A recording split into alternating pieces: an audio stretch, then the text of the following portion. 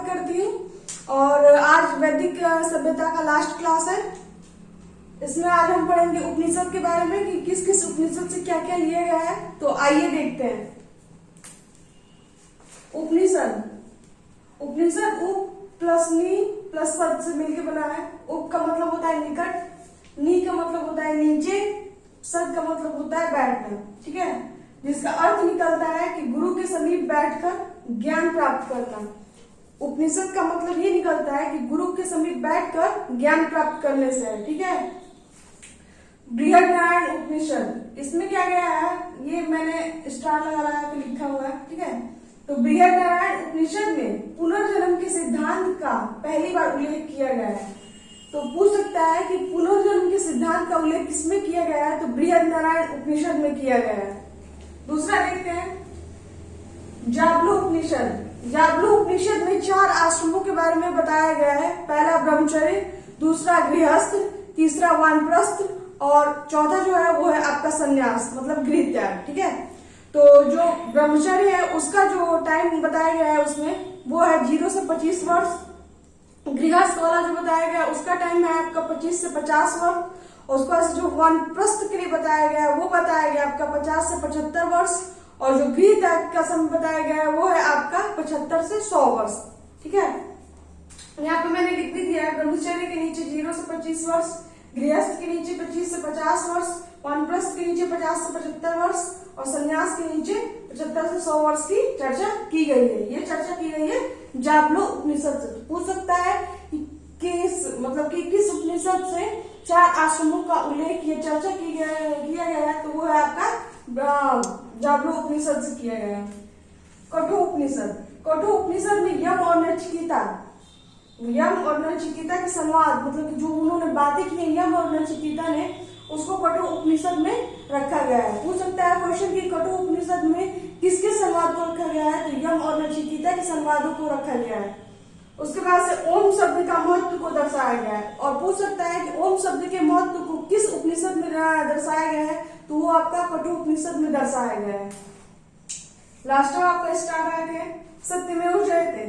जो सत्यमेव जयते हम लोग देखते हैं और हम लोग संविधान में भी है, तो वो आपका मुंडक उपनिषद से लिया गया है। ठीक है, तो सत्यमेव जयते को मुंडक उपनिषद से लिया गया है। चलिए एक बार और रिकॉल करते हैं। उपनिषद उप मतलब होता है निकट, नी का मतलब होता है नीचे, सद का मतलब होता है बैठना, जिसका अर्थ है गुरु के समीप बैठकर ज्ञान प्राप्त करने से है। बृहदारण्यक उपनिषद से हमें पुनर्जन्म के सिद्धांतों का पता चलता है। पहली बार उल्लेख पुनर्जन्म का बृहदारण्यक उपनिषद से मिलता है। जाबलू उपनिषद से 4 आश्रमों के बारे में पता चलता है, ब्रह्मचर्य, गृहस्थ, वानप्रस्थ और गृह त्याग, जिसका वर्ष है ब्रह्मचर्य का है 0 से 25 वर्ष, गृहस्थ का है आपका 25 से 50 वर्ष और वानप्रस्थ का है 50 से 75 वर्ष और गृह त्याग का है आपका 75 से 100 वर्ष। कठोर उपनिषद में यम और नचिकेता के संवादों का व्याख्या किया गया और ओम शब्द जो है उसका महत्व को दर्शाया गया कि ओम शब्द का महत्व क्या है। सत्यमेव जयते को मुंडक उपनिषद से लिया गया है। ठीक है, तो एक बार ये रिकॉल भी हो गया। अब आगे देखते हैं। तो आइए देखते हैं हम स्मृति साहित्य के बारे में। स्मृति साहित्य में पहला है आपका मनुस्मृति। ठीक है, मनुस्मृति सबसे प्राचीन तथा प्रथम स्मृति है। सबसे प्राचीन और प्रथम स्मृति कौन सी है, पूछ सकता है कि सबसे प्राचीन और प्रथम स्मृति कौन सी है, तो वो है आपकी मनुस्मृति है, जिसका संबंध नियम कानून से है। मनुस्मृति में नियम कानून बताए गए थे। इसे धर्मशास्त्र भी कहते हैं। धर्मशास्त्र किस स्मृति को कहते हैं, पूछ सकता है कि धर्मशास्त्र किस स्मृति को कहते हैं, तो वो आपका मनुस्मृति को धर्मशास्त्र कहते हैं।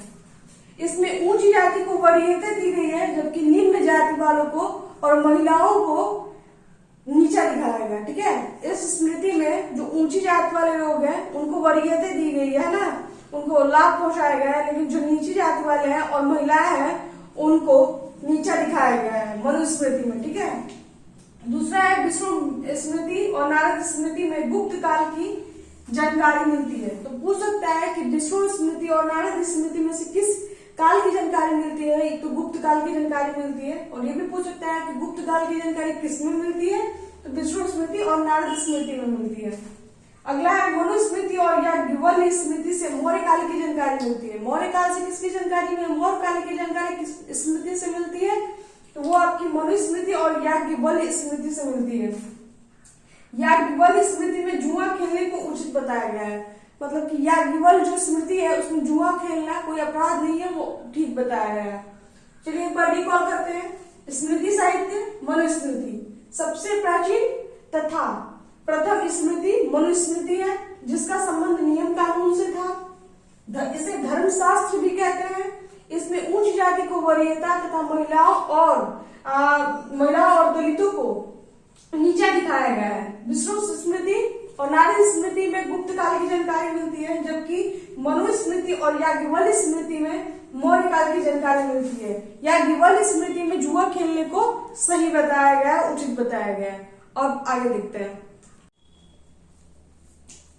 तो आइए अब देखते हैं हम लोग पुराण के बारे में। ठीक है, पुराण, इसके रचनाकार महर्षि लोमहर्ष व उनके पुत्र उग्रसर्वा।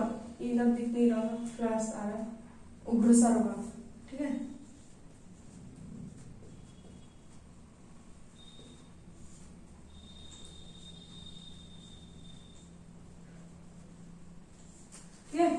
इसके रचनाकार महर्षि लोमहर्ष और उनके पुत्र उग्रसर्वा द्वारा किया गया है। मत्स्य पुराण में सातवाहन वंश की जानकारी मिलती है। ठीक है, पुराण की रचनाकार कौन थे, तो लोमहर्ष व उनके पुत्र उग्रसर्वा थे। मत्स्य पुराण में सातवाहन वंश की जानकारी मिलती है। भगवान विष्णु के 10 अवतारों की चर्चा भी मत्स्य पुराण से ही मिलती है। विष्णु पुराण से मौर्य वंश की जानकारी मिलती है और वायु पुराण से गुप्त वंश की जानकारी मिलती है। ठीक है, तो एक बार और रिकॉल कर लेते हैं। पुराण के रचनाकार थे कौन थे, लोमहर्ष व उनके पुत्र उग्रसर्वा थे। मत्स्य पुराण में सातवाहन वंश की जानकारी मिलती है तथा भगवान विष्णु के 10 अवतारों की जानकारी मिलती है। विष्णु पुराण में मौर्य वंश की जानकारी मिलती है, जबकि वायु पुराण में गुप्त वंश की जानकारी मिलती है। ठीक है, तो चलिए फिर आगे देखते हैं। तो आइए अब देखते हैं षट दर्शन के बारे में। ठीक है, षट दर्शन, यह दर्शन शास्त्र से संबंधित है। षट दर्शन जो है वो दर्शन शास्त्र से संबंधित है, जिसमें 6 दर्शन अधिक प्रसिद्ध व प्राचीन है। षट दर्शन जो है वो दर्शन शास्त्र से संबंधित है और इसमें 6 जो है शास्त्र जो है वो ज्यादा प्राचीन और मतलब कि प्रसिद्ध है। पहला है पूर्व मीमांसा, दूसरा है वेदांत और या उत्तर मीमांसा,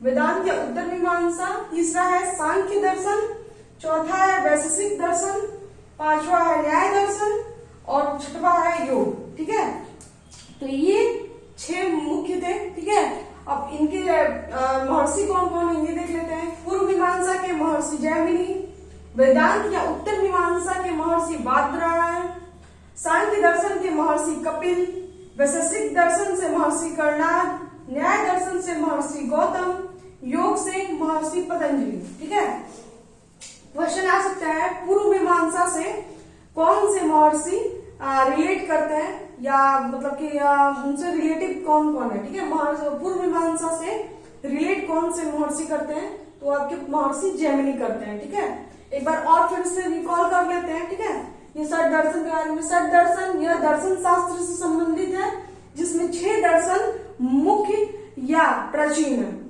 पूर्व मीमांसा इसके है महर्षि जैमिनी, उत्तर मीमांसा या वेदांत को महर्षि बादरायण, सांख्य दर्शन महर्षि कपिल, वैशेषिक दर्शन महर्षि कर्णाद, न्याय दर्शन महर्षि गौतम और योग पतंजलि। योग को तो सबको जानते हैं, पतंजलि का इतने प्रोडक्ट ही आ गया है कि सभी को पता है कि योग से कोई भी चीज संबंधित होता है तो इंसान पतंजलि को ही सबसे पहले जानता है। ठीक है, तो बहुत आसान है और इसको ऐसे रिलेट कर सकते हैं। न्याय कौन देते थे, बुद्ध। ठीक है, गौतम मान लीजिए महात्मा बुद्ध से मतलब सॉरी न्याय गौतम बुद्ध देते थे। ठीक है, तो ऐसे रिलेट कर सकते थे कि न्याय की बातें महात्मा बुद्ध करते थे, गौतम बुद्ध करते थे। ठीक है, वैशेषिक दर्शन महर्षि कर्णाद, सांख्य कपिल। ठीक है। वेदांत, उत्तर मीमांसा महर्षि बादनारायण, पूर्व मीमांसा महर्षि जैमिनी, ठीक है। तो आज इतना ही था। अभी बस रामायण और महाभारत बच रहा है, लेकिन मार्कर जो है वो अच्छा चल नहीं रहा है। इसका जो इंक है वो खत्म हो गया है, तो उसको अगली क्लास में देख लिया जाएगा, ठीक है। और एक और चीज है कि अब मतलब कि अब मेरे को पढ़ाना है आपको बुद्ध, ठीक है, उसके बाद से बुद्ध धर्म, उसके बाद से जैन, ठीक है। तो जो अब मतलब कि क्लासेस 1 या 2 बार नहीं आएंगी। जैसे कि बुद्ध अगर मैंने स्टार्ट किया तो बुद्ध, भगवान बुद्ध का जीवन परिचय होता है और जो भी चीजें होती हैं सब एक ही क्लास में होता है, ठीक है, कंबाइंड। जैसे कि बुद्ध धर्म अगर हमने स्टार्ट किया तो उसका एक पॉइंट से लेकर लास्ट पॉइंट तक एक ही वीडियो में रहेगा। जैन धर्म स्टार्ट करेंगे तो उसका पहला पॉइंट से लेकर आखिरी पॉइंट तक बस एक ही वीडियो में रहेगा। उस तरह ये रहेगा ना कि आपको रहेगा कि आज मुझे बुद्ध धर्म के बारे में पूरा जानना है, आप एक वीडियो देखेंगे आपको पूरा बुद्ध धर्म खत्म आपका हो जाएगा। ये नहीं कि 3-4 वीडियो देखने, बस एक वीडियो में बुद्ध धर्म खत्म, एक वीडियो में जैन धर्म खत्म। ऐसे ही आगे जो राजाओं के बारे में हम पढ़ेंगे ऐसे ही पढ़ेंगे कि एक बार अगर ज्यादा लार्ज होगा तब तो 2 करेंगे, नहीं तो ज्यादा से ज्यादा देखा जाएगा कि एक मतलब की वीडियो में आपका एक राजा के बारे में पूरा हम लोग समझ लिए, ठीक है। तो आगे क्लास ऐसे ही आएंगी, जब अगले दिन अगली वीडियो आएगी उसमें मैं रामायण और महाभारत के बारे में जो बताना है वो बता देंगे। और थैंक यू सो मच। अगर आपको मेरा ये वीडियो अच्छा लगा हो तो लाइक कीजिए, चैनल को सब्सक्राइब कीजिए और ज्यादा से ज्यादा शेयर कीजिए। Thank you so much.